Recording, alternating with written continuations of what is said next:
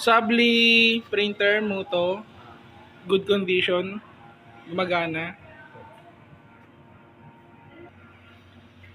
Sublimation printer Muto, for benta na po, sabi ni kay Jimmy.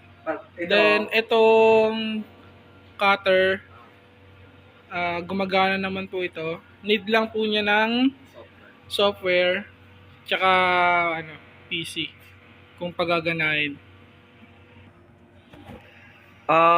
Ito po yung mga PC na sa lumang sublimation po.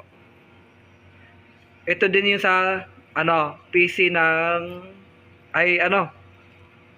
yung smart na printer na nandun po sa Montalban. Karamihan po nito nandun po yung sa Montalban yung mga printer nito. Ano po.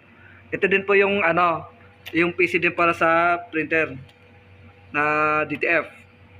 Ito din yung sa Moto, wala din po yung software to. Ito yung mga excess na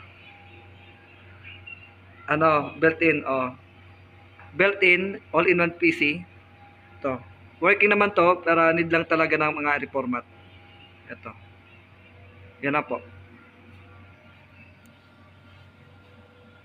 Ulit. Okay. Okay. DTF parts ng oven, 60cm. Ito po yon, yung blanket niya, yung motor. Ito din yung sa inkjet, sa 30cm DTF parts, pati yung UV DTF parts, nandun po. Dito po sa SW4 lang, second floor. Makikita to. Dami.